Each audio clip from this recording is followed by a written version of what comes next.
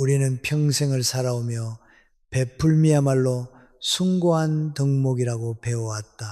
어릴 적 부모님께서 가르쳐 주셨고 학교에서 선생님이 강조하셨으며 종교에서도 자선과 나눔을 최고의 미덕으로 꼽았다. 그래서 우리는 베풀고 또 베풀며 살아왔다. 하지만 여기 한 가지 질문을 던져본다. 과연 모든 베풀미 선한 결과를 낳을까? 특히 60세를 넘어 인생의 후반부에 접어든 이들에게 베풀미 때로는 독이 되고 화를 부르는 일은 없을까? 김영석은 유배지에서 수많은 사람들을 관찰하고 자신의 경험을 되새기며 마침내 한 가지 중요한 깨달음에 이르렀다. 베풀매도 때가 있고 방법이 있으며 무엇보다 분별이 필요하다는 사실이다. 특히 노년에 접어든 이들에게는 더욱 신중한 판단이 요구된다. 왜냐하면 이 시기의 베풀면 단순히 물질이나 시간을 주는 것을 넘어 자신이 평생 쌓아온 삶의 토대와 노후의 평안을 좌우하는 중대한 문제이기 때문이다. 오늘은 김영석의 지혜를 빌려 60세 이후 절대로 베풀어서는 안 되는 네 가지에 대해 깊이 이야기해 보려 한다. 먼저 떠올려 보라. 당신이 평생을 일하며 모은 재산, 아껴서 저축한 돈, 힘들게 마련한 집, 이 모든 것들은 하루아침에 생긴 것이 아니다. 젊은 시절 땀 흘려 일하고 아이들 키우느라 허리띠를 졸라매고 노후를 대비해 한 푼, 두 푼 모았던 그 세월의 결실이다. 그런데 이 소중한 것들을 너무 쉽게, 너무 무분별하게 베풀다 보면 어떻게 될까 돌아오는 것은 감사가 아니라 원망이고 따뜻한 관계가 아니라 차갑게 식어버린 정이며 때로는 자신의 노후를 위협하는 불안함이다. 김영석은 이를 일찍이 간파했다. 그는 말했다. 마음속으로 남의 은혜를 받고자 하는 생각을 버린다면 저절로 마음이 편안하고 기분이 화평스러워져 하늘을 원망하거나 사람을 원망하는 그런 병통은 사라질 것이다. 이 말은 베푸는 자에게도 받는 자에게도 적용되는 지혜다. 그렇다면 63 이후 우리가 조심해야 할 첫 번째는 무엇일까? 바로 분수를 넘는 재물의 베풀미다. 누군가 어려운 처지에 놓였을 때, 특히 그 사람이 자녀나 가까운 친척이라면 우리는 쉽게 지갑을 연다. 피부치니까, 가족이니까 내가 도와줘야 한다고 믿는다. 하지만 여기서 우리가 놓치는 것이 있다. 과연 그 도움이 상대방에게 진정으로 이로운 것인가? 공자는 이렇게 말했다. 도와줄 때는 그 사람이 스스로 설 수 있도록 도와야지 그를 의존하게 만들어서는 안 된다. 60세가 넘어 노년기에 접어든 이들이 가장 경계해야 할 것은 자신의 노후 자금까지 털어서 남을 돕는 일이다. 친척이 급하게 돈이 필요하다며 찾아올 때 우리는 너무 쉽게 그래 도와줄게라고 말해버린다. 그 순간에 선한 마음이 훗날 어떤 결과를 낳을지 깊이 생각하지 못한 채 말이다. 문제는 이런 베풀미 반복되면서 생긴다. 처음에는 작은 금액이었지만 점점 더 큰 돈을 요구하게 되고 결국에는 노후 자금의 상당 부분이 사라져버린다. 그리고 그 돈이 제대로 쓰였는지, 사업이 성공했는지, 교육비가 제대로 투자됐는지조차 알 수 없게 된다. 더 심각한 것은 돈을 빌려간 사람들이 갚지 않는 경우가 태반이라는 점이다. 처음에는 곧 갚을게요 라고 했지만 시간이 지날수록 연락이 뜸해지고 나중에는 마치 그 돈이 당연히 받아야 할 것이었다는 듯 행동한다. 심지어 더 달라고 요구하기까지 한다. 노자는 물은 낮은 곳으로 흐르고 사람은 높은 곳을 향한다고 했다. 돈을 쉽게 주는 사람에게는 사람들이 계속 몰려든다. 그들이 당신을 사랑해서가 아니라 당신에게서 얻을 것이 있기 때문이다. 이것은 냉정한 현실이다. 김영석 역시 이를 경고했다. 재물을 비밀스럽게 간직하는 것은 베푼만한 것이 없다고 했지만 이는 진정으로 필요한 곳에 적절히 베풀라는 뜻이지 무분별하게 모든 것을 내어주라는 말이 아니다. 재물을 지혜롭게 관리하고 필요할 때 적절히 사용하며 무엇보다 자신의 노후를 먼저 지키라는 의미다. 실제로 많은 노인들이 자녀나 친척에게 재산을 너무 일찍 너무 많이 내어주고 나서 후회하는 경우를 본다.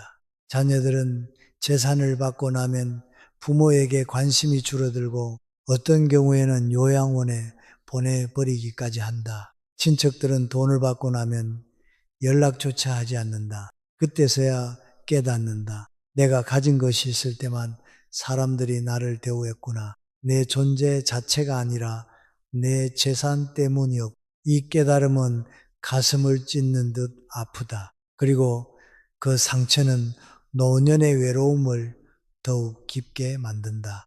석가모니는 집착을 버리라고 가르쳤다. 이는 재물에 대한 집착뿐 아니라 사람에 대한 집착도 포함한다. 당신이 돈을 주면 사람들이 당신을 사랑할 것이라는 집착, 베풀면 감사하고 효도할 것이라는 집착, 이런 기대들을 내려놓아야 한다. 오히려 재물은 당신 자신을 위해 사용하라. 건강을 지키기 위해, 취미 생활을 위해, 편안한 노후를 위해 쓰는 것이 훨씬 현명하다. 그리고 정말로 도와야 할 사람에게는 갚을 것을 기대하지 말고 당신이 감당할 수 있는 범위 내에서만 도와주라. 그래야 서로가 편안하고 관계도 오래 간다. 생각해보라. 당신이 노후 자금을 다 써버리고 나중에 병원비조차 낼 수 없게 된다면 그때 과연 누가 당신을 도와줄까? 당신이 돈을 주었던 그 자녀가 그 친척이 똑같이 돌려줄까? 현실은 그렇지 않다. 오히려 당신이 부담스러운 존재가 되어버린다. 그러니 지금부터라도 분수를 넘는 재물의 베풀음을 멈춰야 한다. 이것이 화를 피하는 첫 번째 지혜다. 두 번째로 경계해야 할 것은 과도한 시간과 에너지의 베풀입니다. 63가 넘으면 체력이 예전 같지 않다. 이것은 누구나 느끼는 자연스러운 현상이다. 아침에 일어나는 것도 힘들고 조금만 움직여도 금방 피곤해진다. 그런데도 많은 노인들이 자녀를 위해, 손주를 위해 혹은 다른 사람들을 위해 자신의 시간과 에너지를 쏟아붓는다. 마치 그것이 당연한 의무인 양말이다. 아침 일찍 일어나 손주를 돌보고 낮에는 청소와 요리를 하고 저녁에는 또 다른 집안일을 하고 주말에도 쉬지 못하고 자녀들의 부탁을 들어주고 명절에는 온 가족의 식사를 준비한다. 이런 생활이 계속되면 몸은 점점 지쳐가고 건강은 나빠진다. 하지만 정작 본인은 깨닫지 못한다. 내가 이렇게 희생하는 것이 사랑이라고 믿기 때문이다. 아리스토텔레스는 중용의 미덕을 강조했다. 지나침도 모자람도 없이 적절한 선을 지키는 것이 현명하다는 뜻이다. 노년에는 특히 이 중용의 지혜가 필요하다. 자녀를 돕는 것은 좋지만 자신의 건강을 해치면서까지 해서는 안 된다. 손주를 사랑하는 것은 당연하지만 하루 종일 육아를 떠맡아서는 안 된다. 당신은 이미 자녀를 키웠다. 그 시절에 고생을 충분히 했다. 이제는 당신 자신을 위한 시간이 필요하다. 플라톤은 자기 자신을 돌보는 것이 최고의 덕목이라고 했다. 노년에 자신을 돌보지 않으면 결국 누군가에게 짐이 된다. 건강을 잃으면 병원에 가야 하고 돈도 들고 가족들도 힘들어진다. 그러니 지금 당장 과도한 희생을 멈추고 자신의 건강과 시간을 먼저 챙겨야 한다. 아침에는 산책을 하고 낮에는 친구들을 만나고 저녁에는 좋아하는 드라마를 보거나 책을 읽는다. 이런 평범하지만 소중한 일상이야말로 노년의 행복이다. 많은 노인들이 착각하는 것이 있다. 내가 이렇게 헌신하면 자녀들이 나를 더 사랑할 것이라는 착각이다. 하지만 현실은 그렇지 않다. 오히려 당신이 너무 많이 해주면 자녀들은 그것을 당연하게 여긴다. 감사하지 않는다. 심지어 왜 이것밖에 못해라며 불평하기도 한다. 이것이 인간의 본성이다. 너무 쉽게 얻은 것은 소중히 여기지 않는 법이다. 소크라테스는 불필요한 짐을 지지 말라고 조언했다. 63가 넘어서까지 다른 사람의 짐을 지고 살 필요가 없다. 당신은 이미 평생을 살아오며 충분히 많은 것을 했다.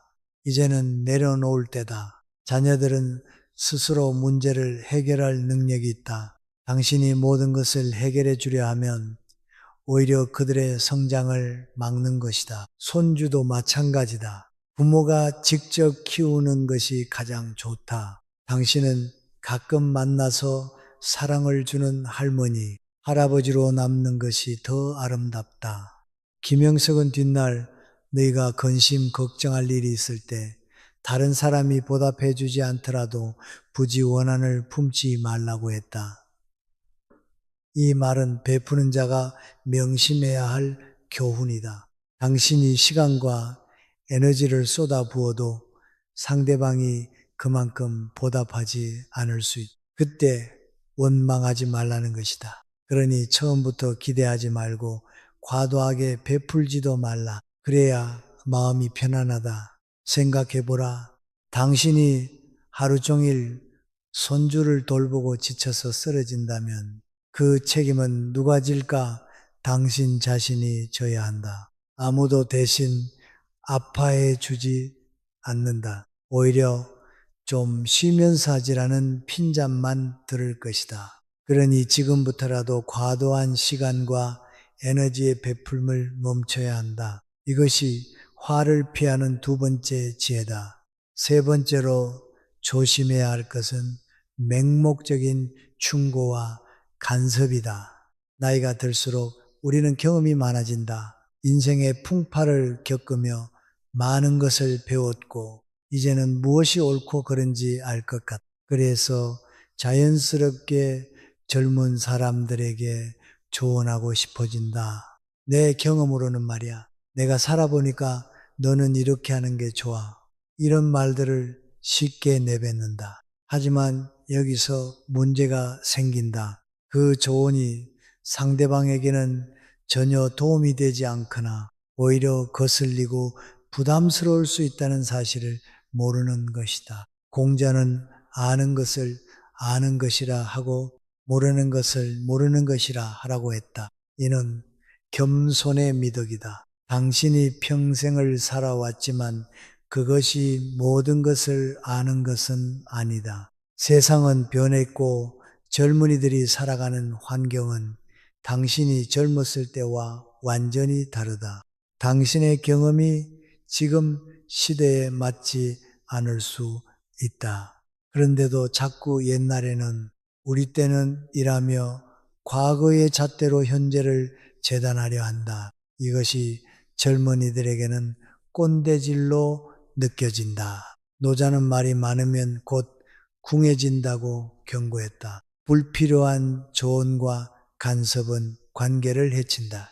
특히 자녀들에게 지나치게 간섭하는 노부모들이 많다. 왜 이렇게 사니? 왜 저런 선택을 했니?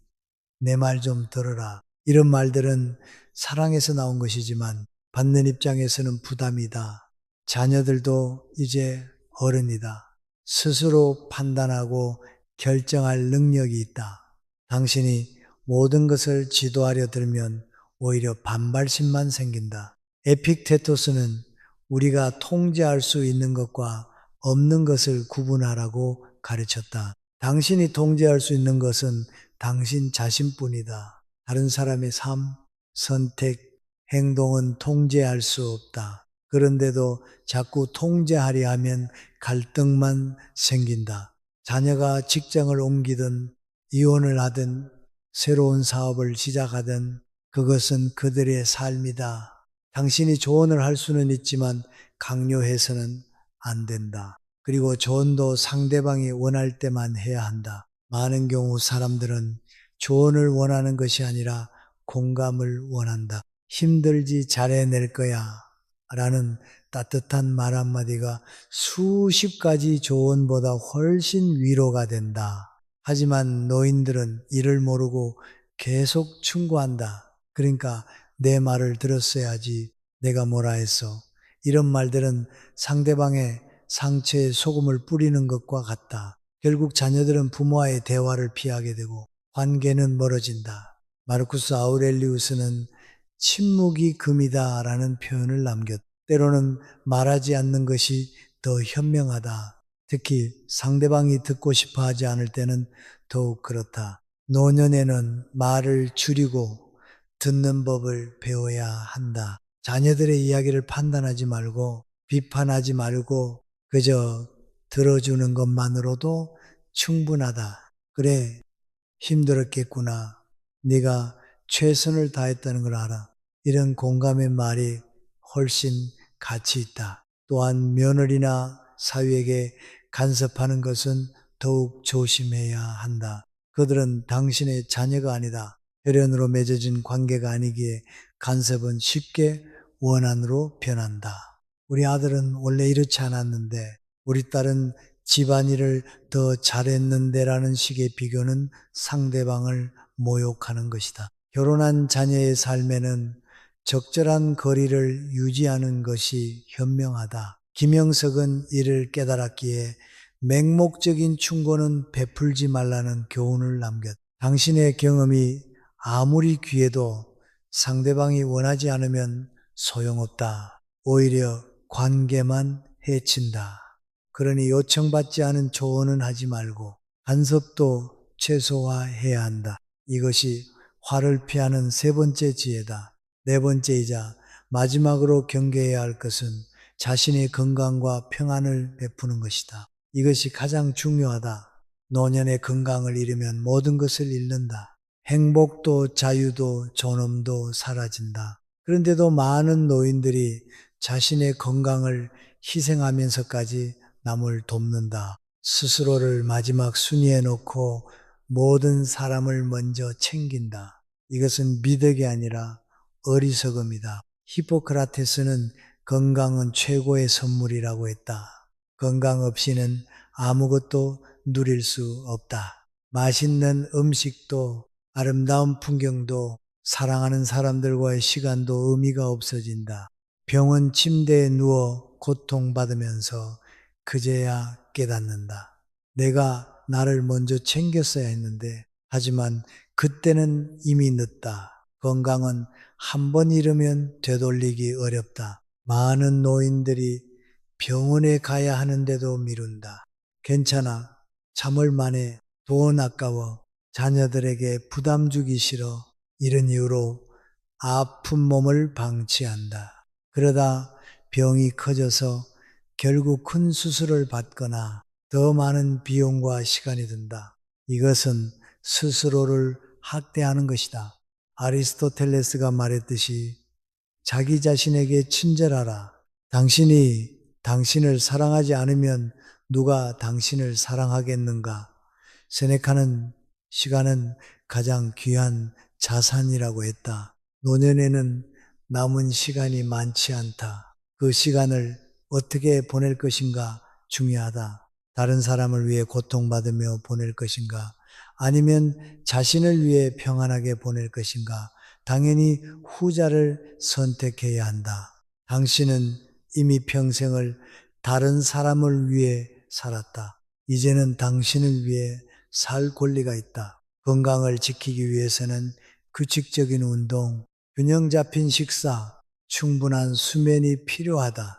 그리고 정기적인 건강 검진도 빼놓을 수 없다. 작은 병이라도 조기에 발견하면 치료가 쉽다. 또한 스트레스 관리도 중요하다. 다른 사람의 문제를 너무 마음에 담지 말라. 당신이 모든 것을 해결할 수 없다. 내려놓는 법을 배워야 한다. 정신적 평안도 마찬가지다. 노년에는 마음의 평화가 무엇보다 중요하다. 복잡한 인간관계, 가족 간의 갈등, 경제적 걱정 등은 모두 스트레스의 원인이다. 이런 것들로부터 자신을 지켜야 한다. 명상을 하거나 좋아하는 취미에 몰두하거나 자연 속에서 시간을 보내는 것이 도움이 된다. 불교에서 말하는 마음의 평정을 찾는 것이다. 많은 노인들이 가족을 위해 자신의 평안을 희생한다. 자녀들의 다툼에 휘말리고 손주들의 양육 문제로 스트레스 받고 경제적 부담을 떠안는다. 그러면서 자신은 불안과 우울에 시달린다. 잠을 못 자고 식욕이 없고 늘 걱정에 쌓여 있다. 이것은 건강한 노년이 아니다. 당신은 중재자가 아니다. 모든 문제를 해결해야 하는 의무도 없다. 부처는 자신의 등불을 밝히라고 가르쳤다. 다른 사람의 길을 밝혀주려다. 자신의 등불이 꺼지면 안 된다. 먼저 자신을 돌보고 자신의 빛을 유지해야 한다. 그래야 진정으로 다른 사람에게도 도움이 될 수 있다. 건강하고 평안한 노인이 가족에게도 축복이다. 반대로 아프고 불안한 노인은 모두에게 부담이 된다. 그러니 자신의 건강과 평안을 절대로 베풀지 마라. 이것만은 꼭 지켜야 한다. 병원에 가야 하면 가고, 쉬어야 하면 쉬고, 거절해야 하면 거절하라. 나는 이제 나이가 들어서 그것은 할 수 없으라고 당당히 말할 수 있어야 한다. 이것이 자기 존중이고 자기 사랑이다. 이것이 화를 피하는 네 번째 지혜다. 이제 모든 이야기를 정리해보자. 63 이후에 절대로 베풀지 말아야 할 네 가지는 무엇인가? 첫째, 분수를 넘는 재물. 노후 자금을 지키고 무분별한 지원을 멈춰라. 둘째, 과도한 시간과 에너지. 자신의 건강을 먼저 챙기고 적절한 거리를 유지하라. 셋째, 맹목적인 충고와 간섭. 요청받지 않은 조언은 하지 말고 공감으로 다가서라. 넷째, 자신의 건강과 평안, 이것만은 절대로 희생하지 마라. 김형석이 우리에게 전하고자 한 메시지는 명확하다. 베풀면 아름답지만 분별 없는 베풀면 화를 부른다. 특히 노년에는 더욱 신중해야 한다. 당신의 노후는 당신 것이다. 다른 사람을 위해 모든 것을 바치고 나서 남는 것은 공허함과 후회뿐이다. 그러니 지금부터라도 자신을 먼저 생각하라. 이기적인 것이 아니다. 이것은 생존의 지혜다. 공자는 63세를 이순이라 한다. 이때는 귀로 듣는 모든 것이 순하게 들린다고 했다. 이는 나이가 들면 세상을 더 너그럽게 받아들이게 된다는 뜻이다. 하지만 너그러움이 무조건적인 희생을 의미하지는 않는다. 오히려 지혜로운 분별을 통해 무엇을 주고 무엇을 지킬지 알게 되는 시기다. 석가모니는 중도의 길을 가르쳤다. 지나친 금욕도 지나친 방종도 아닌 균형 잡힌 삶, 노년의 베품도 마찬가지다. 전혀 베풀지 말라는 것이 아니라 적절하게 지혜롭게 베풀라는 것이다. 당신이 감당할 수 있는 범위 내에서 진정으로 필요한 곳에 기대 없이 베푸는 것이 진정한 베풀입니다. 노자는 큰 그릇은 넘치지 않는다고 했다. 물이 그릇에 가득 차면 더 이상 담을 수 없듯이 베품도 적절한 선이 있다. 그 선을 넘으면 오히려 해가 된다. 받는 사람에게도 주는 사람에게도. 그러니 항상 자문하라. 이 베풀미 진정으로 필요한가? 나는 이것을 감당할 수 있는가? 이것이 상대방에게 진정으로 도움이 되는가?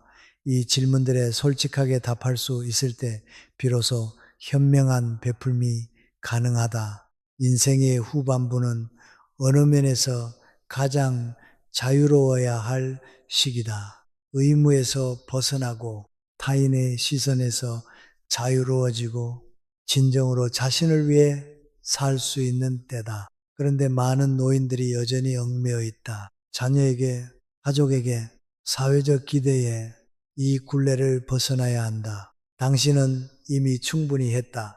이제는 내려놓을 때다. 마르쿠스 아우렐리우스는 오늘이 마지막 날인 것처럼 살라고 했다. 내일이 보장되지 않는다면 오늘 당신은 무엇을 하겠는가? 다른 사람을 위해 고통받겠는가? 아니면 자신을 위해 기쁨을 누리겠는가? 당연히 후자를 선택해야 한다. 시간은 한정되어 있고 그 시간을 어떻게 보내느냐가 인생의 질을 결정한다. 에피쿠로스는 작은 기쁨을 누리는 법을 배우라고 가르쳤다. 화려한 성공이나 큰 사건이 아니라 일상의 작은 순간들에서 행복을 찾는 것이다.